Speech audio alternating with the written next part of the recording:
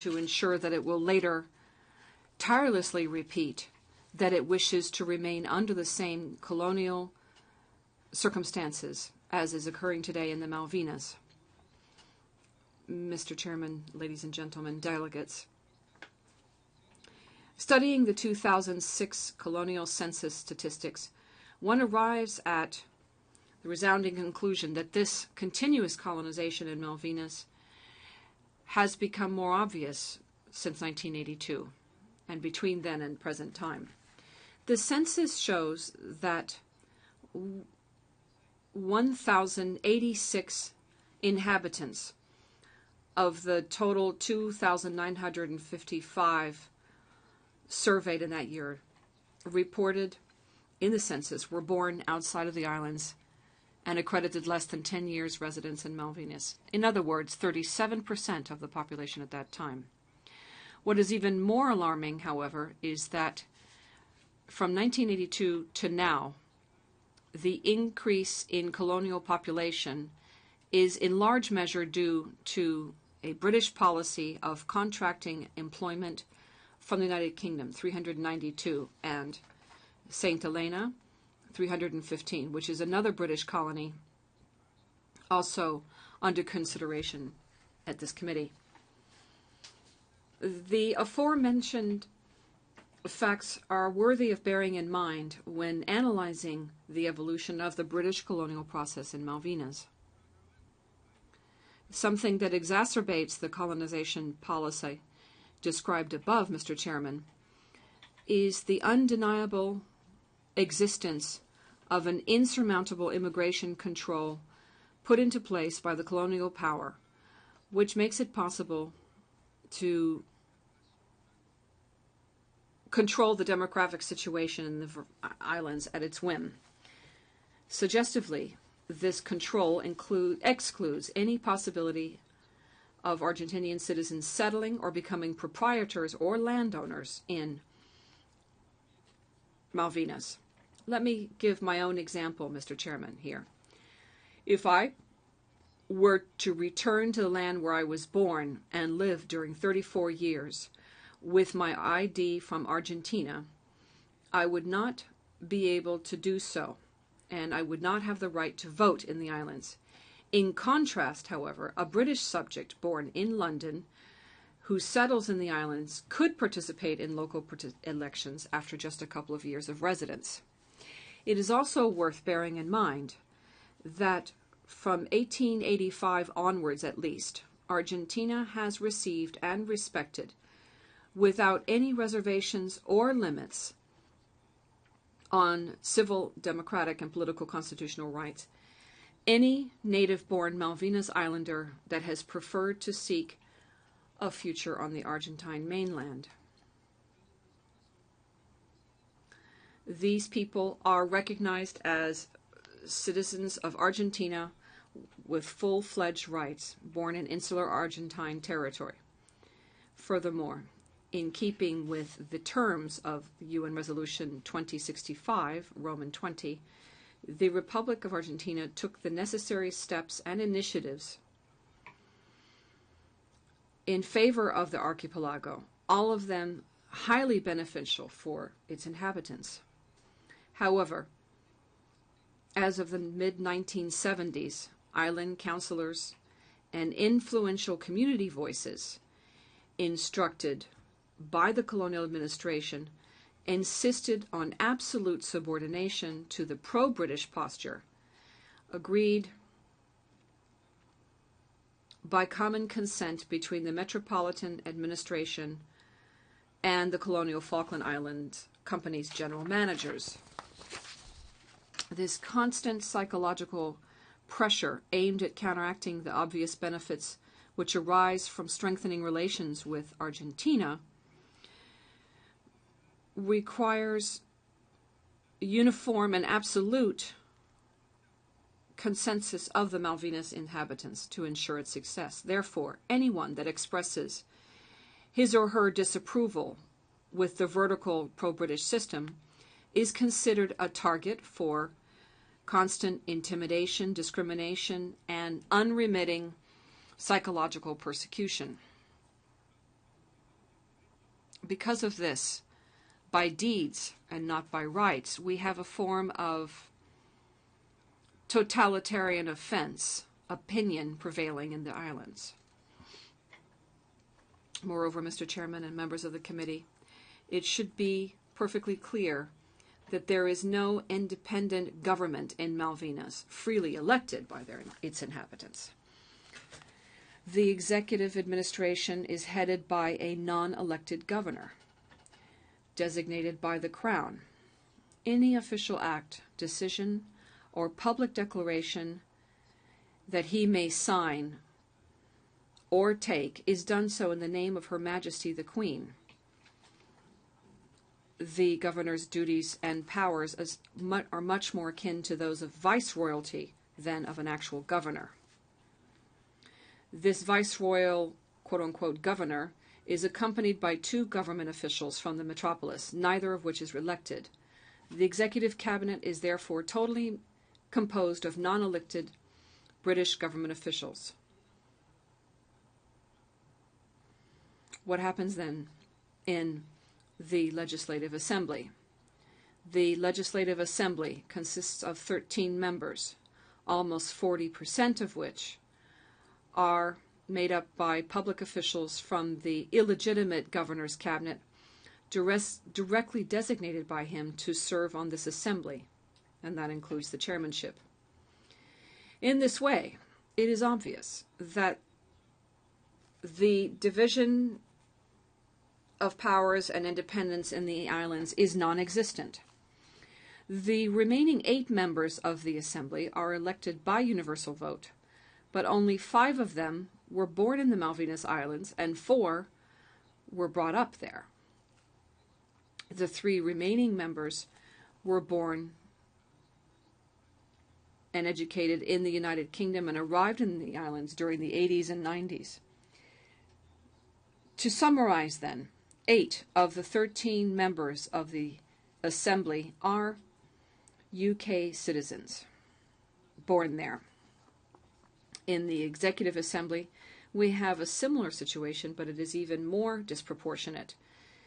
This body is made up of 9 members, chaired by the colonial governor, assisted by the same 4 public officials who are designated to the Legislative Assembly, including the colonial attorney general and the commanding officer of the British Armed Forces for the South Atlantic, plus 2 elected members from the Legislative Assembly that come from the United Kingdoms, and only 1 islander. In other words, in fact, Malvinas Islanders do not govern the Malvinas Islands. Rather, the islands are governed by citizens of the United Kingdom who are located in the islands. Clearly, these residents that decide on this diplomatic dispute between the United Kingdom and Argentina are key. They act in representation of a population made up on the basis of a strict colonial immigration control in which Argentinians from the mainland and disloyal, quote-unquote, inhabitants in the islands are discriminated against, while any British Crown subject that settles in the islands is qualified within a few years to participate in polls and form part of the territorial's electoral body. Under no concept or form can this group of people be considered a people with the right to self-determination. And today in the press and at this very same table, I have heard about a draft referendum which is to be held very soon in the islands. I believe that this exercise is at least 50 years behind the times, and it will bring nothing to the table in terms of helping us to find a solution to the problem. It's quite simply an anecdotal exercise with a result which we all know ahead of time, given that the majority population is completely based on colonialization.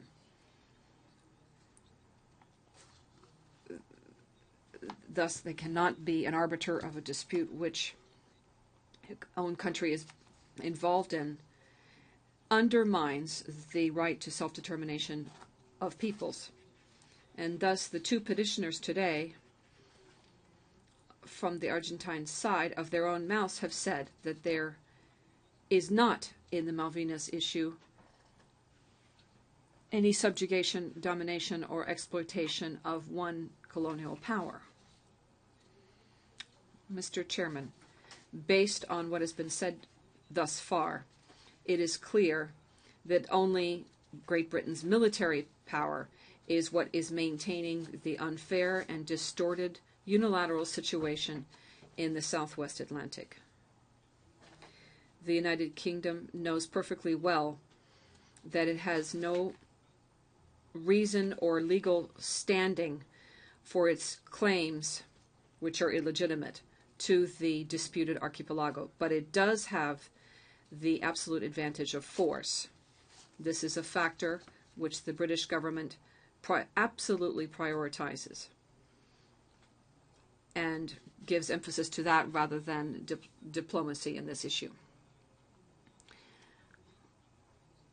This is an issue not just for Argentina, but also other countries in the region who have joined in rejecting the British maritime prevalence in this dispute. The existence of a military base in the Malvinas Islands and the constant intensification and militarization, modernization of equipment, as in addition to the fact that military maneuvers and ongoing supply of staff from the three armed forces are all flagrant violations of the relevant resolutions of the United Nations on this matter and are a threat to the region. Ladies and gentlemen, the United Kingdom uses the unfounded excuse of self-determination in order to establish a very powerful military base which is exclusively geared to its strategic interests in maintaining absolute control over the South Atlantic throughout the region. To that, we can add the continued unilateral use of the few renewable and non-renewable resources which belong to the three southern island archipelagos which are subject to this dispute. Mr. Chairman, ladies and gentlemen, delegates, what is evident is ridiculously simple. There is an ongoing illegitimate occupation taking place in the Malvinas, South Georges, South Sandwich Islands, and the surrounding maritime areas. Argentine sovereignty, which is legally sound, and has received widespread regional and international support. There is also persistent British colonialization in these islands, which is rather ironic and anachronistic in today's world order. The resolutions adopted by the General Assembly and by this Special Decolonization Committee fervently call for the resumption of the bilateral process on sovereignty negotiations as soon as possible, with a view to finding a peaceful solution to the dispute. Therefore, an unfair situation exists which requires reparation. Not only is it an unfair situation, which Argentina has always maintained since the beginning of the dispute, but it was also acknowledged by the United Kingdom, clearly reflected in the words of Mr. Gaston de Bernhardt when concluding the first official report on the matter, which was produced upon the order of the British Foreign Affairs Ministry in 1910. And he said, and I quote, "The unjustified aggression the United Kingdom committed in 1833 against a country with which just a few years earlier, in 1825, had signed a peace, commerce, and navigation treaty." Thank you very much, Mr. Chairman. Muchas gracias. Thank you to Mr. Betts for that statement. I now give the floor to Mr. Marcelo Luis Vernet, who I invite to take a seat at the petitioner's floor and take the floor. You have the floor, sir. Señor presidente, Le agradezco. Mr. Chairman, I would like to thank you for giving me this opportunity to present a petition to this honourable committee, which is currently considering the question of the Malvinas Islands. My name is Marcelo Luis Vernet. I am a writer by trade. I am bound to the Malvinas Islands because I am a citizen of Argentina, and they have a deep significance as being the subject of a sovereignty dispute and a national cause that has been present throughout our history, practically from the very moment we began life as an independent nation. My own family history is also tied by bloodlines to this history that we are all part of. My great-great-grandmother was Maria Sáez de Vernet, wife of Don Luis Vernet, the first political and military commander for the Malvinas Islands and those adjacent to Cape Horn in the Atlantic Ocean. When that command was created on 10 June 1829 by decree of the government of Buenos Aires. I speak of Maria Sáez in particular because I want to talk about her, or more precisely about her house and the community that she lived in, beginning from 15 July 1829 when she arrived in the islands. But since 1823, her house had already been part of the windy world of the Malvinas. First, government concessions were granted to trade in cattle hides and seal oil.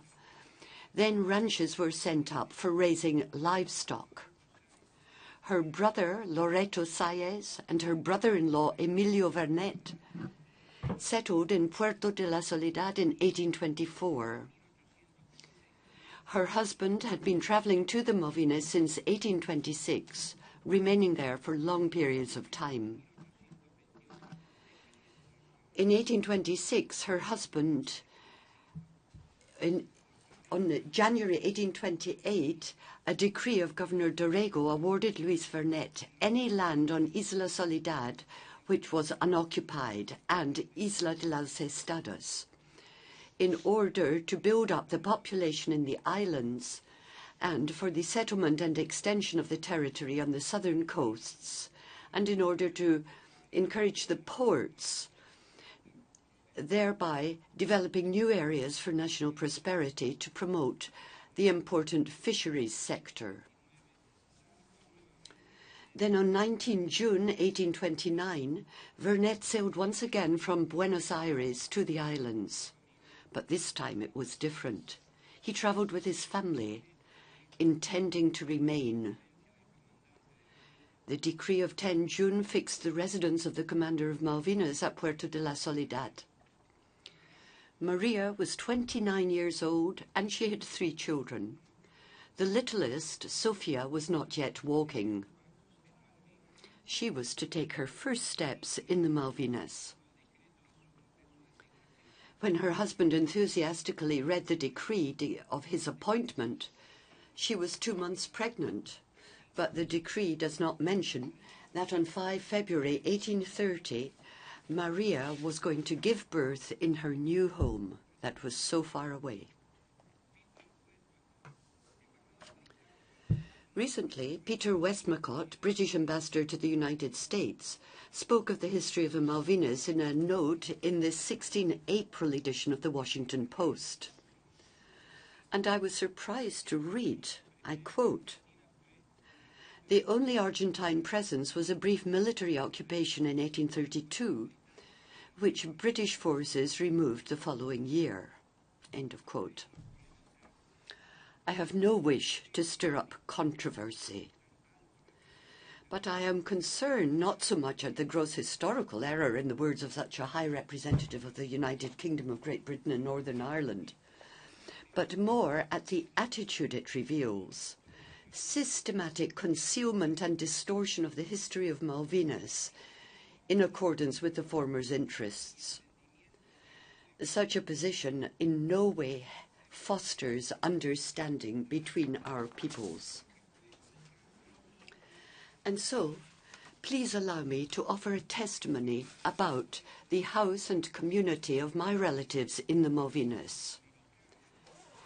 There is a tone that is deeply Argentine and South American in this history.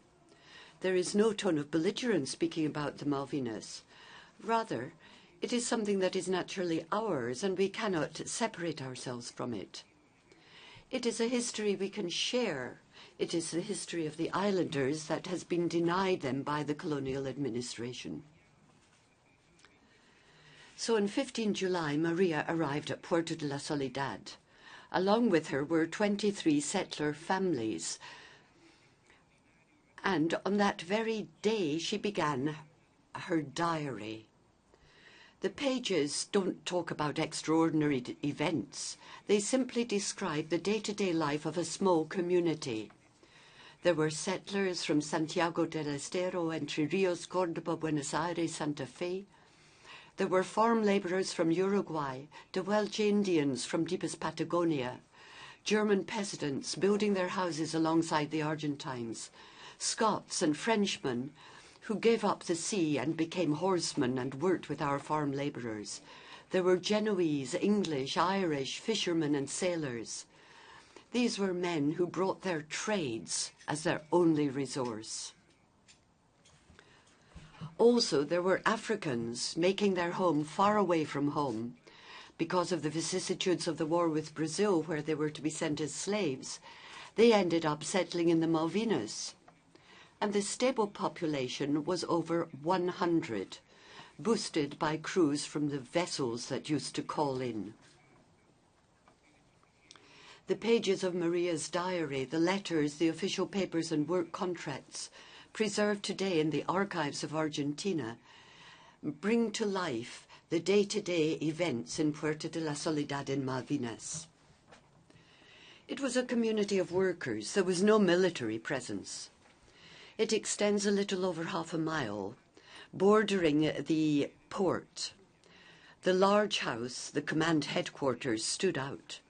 Opposite was a mast with a flag and an artillery battery, which was used only to welcome vessels entering the port, or, on solemn occasions, paying a rather noisy homage to the flag.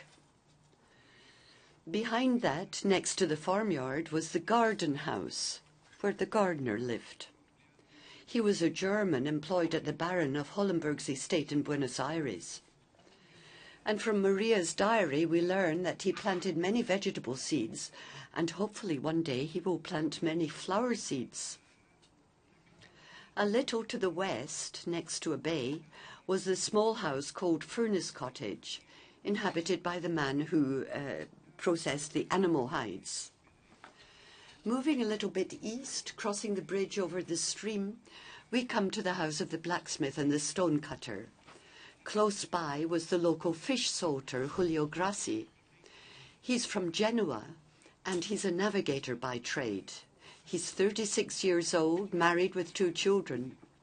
Maria has become a friend of his wife, and on their outings they always end up at the fish market, half a league from the house, on the beach. Thursday, the 29th October, was a public holiday. I quote from her diary, "This is the first day nets have been cast. 400 fish have been taken, very big ones too." Towards the gully from Grassi's house is the house of the village surgeon, made of limestone, pebbles, stone and clay. Next, the houses of the Klein and Hagner families, which used to be a hospital for the Spaniards. They had planted an orchard protected by walls. Further east towards the cliff, looking over the Bahía de la Anunciación, are the ruins of the Spanish port, which today is used as a pen for livestock. Next to the big pen, the houses of those who look after the cattle, and on the inlet there is the wharf. Near the wharf is the warehouse and storekeepers. Here and there are over 15 shacks made of grass and peat, roofed with tussac grass. The houses of the laborers, who go between the community and the ranches in El Campo, as Maria calls it, And today on the islands, they still refer to the spaces outside the towns as the camp, giving it a meaning that it does not have in English. The nearest dwellings are the house in the south and the Rincón Grande de Oviedo, which are some 8 leagues from the other houses. The countryside is a land of men and horses. We can see from Maria's diary, 14 September, I quote, "The laborers Centurion, Simon, Pio Ortiz, Antonio Rivera, Guillermo Dixon went south with the Negro Antonio to herd the animals and bring them here on foot. Pio Ortiz has promised to remain as drover to tend the cattle and the horses. He'll help Mr. Woodrop taming the cows. Sea and country meet. The animal pens are made by fencing off the mouths of the peninsula into stockades using the ribs of whales. The village is completed with a wharf, stores containing stones, clothes, other supplies, provisions, wood for timber brought from the Isla de la Estados. Then there is the store for peat. The bakery, run by Jacinto from Portugal, who has already mastered the art of getting bread to rise in the cold Malvinas dawns. He's helped by Marta, and on Sunday the 25th of October, she married Antonio, the foreman of the Negroes. From Maria's diary, we read that they swore eternal fidelity before 4 witnesses, the best man and matron of honor. They signed the contract and agreed to formalize when they next visited Buenos Aires. And of course, they organized the wedding feast, and there was dancing that night. This was a village under construction, so there was a forge, a carpenter's yard, and a house to store the straw to roof the houses. And the cooper's shack in the eastern area was very spacious, and so that is where they organized dances on public holidays. Sunday, the 30th of August, 1829, was a feast day for the village. Maria wrote in her diary, I quote, 30 August, this is a very good day for St. Rosa of Lima. So Vernet has decided to take possession today of the islands in the name of the government of Buenos Aires. At 12 noon, all the inhabitants gathered together, the national flag was hoisted, and there was a 21 cannon salute and cheers for the motherland. I pinned ribbons of the 2 colors of the flag on the hats of everybody who was present. End of quotation. On the day of St. Rosa of Lima, the patron saint of America, everyone had gathered together, men and women of goodwill, who wished to live on Argentine soil. As my grandfather's grandmother says, they shouted out, "Viva la patria, long live the motherland," in a way that today I find it difficult to describe. And that day the Malvinas Command was born under the sign of the American continent. And it is under that sign that its destiny continues. Mr. Chairman, I have come to give testimony of the history of peace which was denied by the usurper, so as to contrast it with what is happening today. A British military base in the South Atlantic, a colonial enclave wrenched from its natural American continent identity, a trading post with a transplanted population. Mr. Chairman, I have spoken of this day-to-day life of my people in the certainty that founding cities, working, celebrating life, marrying, burying the dead, giving birth to children in this land are also acts of control and possession. But above all, I have told this story so that we can imagine how the history might have continued had there not been the violent imperialist interference by the United Kingdom in 1833, which usurped our land.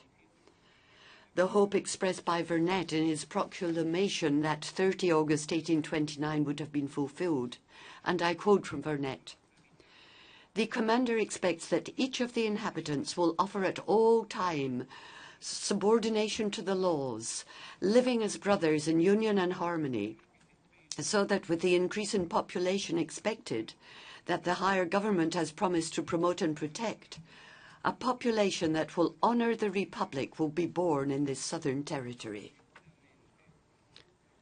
Certainly, the settlers who had come from faraway lands would have made the motherland of their children their own, and most certainly there would not have been any war. Mr. Chairman, I wish to request that this committee effectively promote constructive dialogue between the United Kingdom and the Argentine Republic in accordance with the resolutions of the United Nations General Assembly and of this committee, so that they can find a peaceful, just, and lasting solution to this sovereignty dispute. Thank you very much, Mr. Chairman.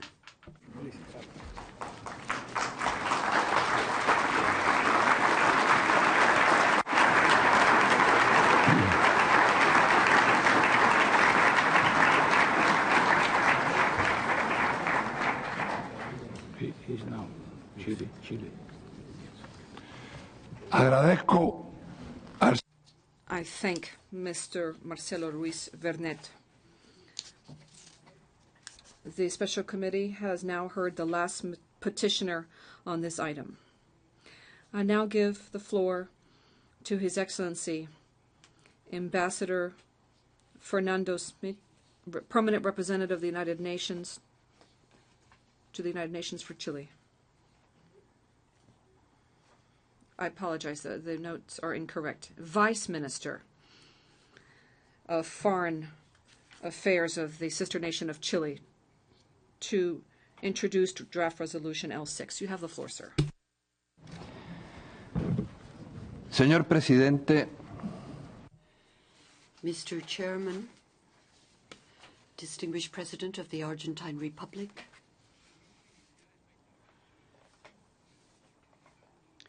may I first congratulate you on assuming the chair of this important forum.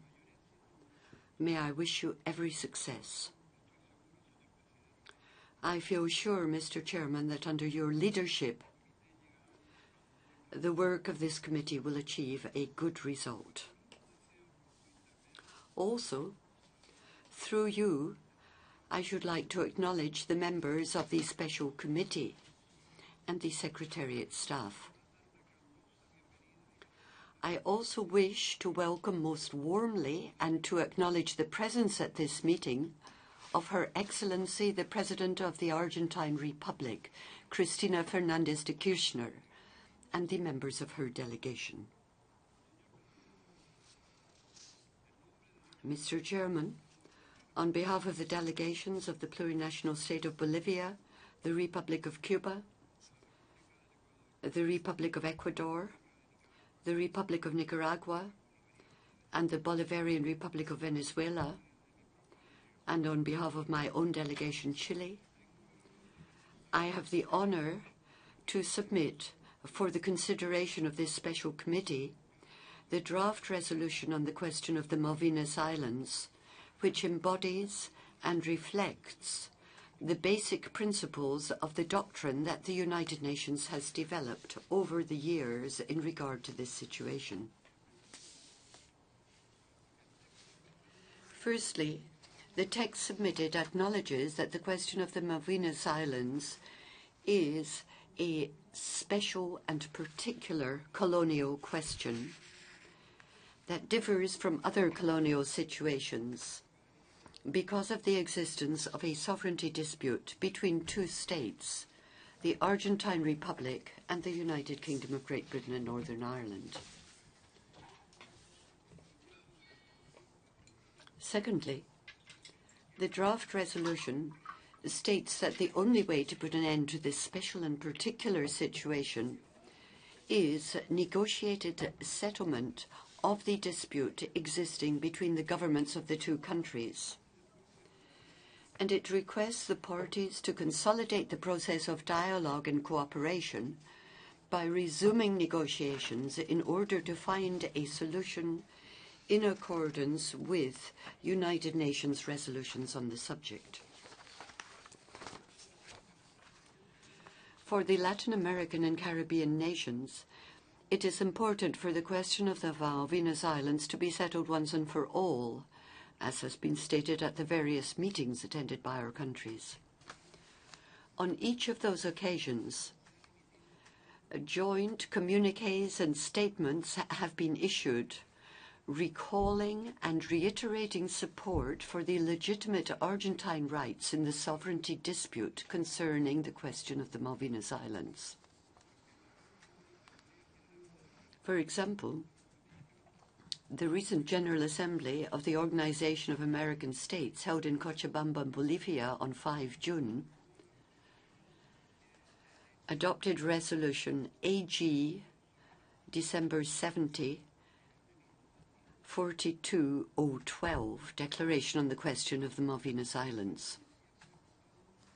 Similarly, last December, my country, as President pro tempore of the Community of Latin American and Caribbean States, CELAC, met with the Secretary General to request him to resume his efforts to perform the mission of good offices entrusted to him by the General Assembly in order to resume the negotiations designed to find a peaceful solution to the dispute. On that occasion, the special communique on the Malvinas Islands adopted by CELAC on 3 December 2011 was transmitted to the Secretary General. It states as follows, I quote, "The heads of state and government of Latin America and the Caribbean gathered in Caracas, Bolivarian Republic of Venezuela on 3 December 2011 within the framework of the summit of the Community of Latin American and Caribbean States, CELAC, reiterate their strongest support for the legitimate rights of the Republic of Argentine in the sovereignty dispute over the Malvinas, South Georgia and South Sandwich Islands and the surrounding maritime areas, and the permanent interest of the countries of the region in the governments of the Republic of Argentine and the United Kingdom of Great Britain and Northern Ireland to resume negotiations in order to find as soon as possible a peaceful and definitive solution to such dispute, pursuant to the relevant pronouncements of the United Nations and of the Organization of American States, as expressed in previous declarations of the Rio Group and the Summit of Latin America and the Caribbean, CALC, especially the declaration of the Riviera Maya Summit in Mexico in 23 February 2010, which are part of the historical heritage of CELAC. 2. They also reiterate the importance of observing the provisions of a United Nations General Assembly Resolution 31/49, which calls upon both parties to refrain from taking decisions entailing the introduction of unilateral modifications to the situation, while the islands are going through the process recommended by the General Assembly. 3. They highlight the ongoing constructive attitude and willingness of the Argentine government to reach, by means of negotiations, a peaceful and definitive solution to this anachronistic colonial situation on the American soil. 4. In this regard, the heads of state and government of the Community of Latin America and the Caribbean States, CELAC, instruct the Presidency pro tempore to make representation to the United Nations Secretary General, Mr. Ban Ki-moon, in order to request him to renew his efforts to fulfill the good office's mission entrusted to him by the General Assembly through successive resolutions, and to ensure that negotiations resume with a view to finding as soon as possible a peaceful solution to the dispute, and to report progress achieved in performing his duties. 5. The heads of state and government of the Community of Latin American Caribbean States, CELAC, welcome the presidency pro tempore and thank it for its efforts. And that, as I say, was the special communique adopted on 3 December 2011. Mr. Chairman, continuation of colonial situations well into the 21st century is an intolerable anachronism. Chile and the other co-sponsors regret that, despite the time that has elapsed and the many resolutions adopted to date by the United Nations, there has been no direct diplomatic negotiation between the parties with a view to finding a final solution to the pending dispute as soon as possible. My country and the other co-sponsors strongly support the legitimate rights of the Argentine Republic to sovereignty over the Malvinas Islands, South Georgias and South Sandwich Islands and the surrounding maritime areas, and consider that the only way to settle the dispute is bilateral negotiations between Argentina and the United Kingdom.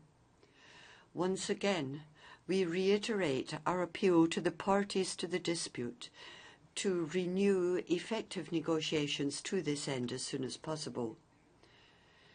This appeal acquires all the greater force and urgency this year as it is the 30th year of the Malvinas conflict. Mr. Chairman, in view of these considerations, Chile and the other co-sponsors hope that this committee will adopt the resolution which has just been introduced and which, as we have said, is a faithful reflection of United Nations doctrine on this matter.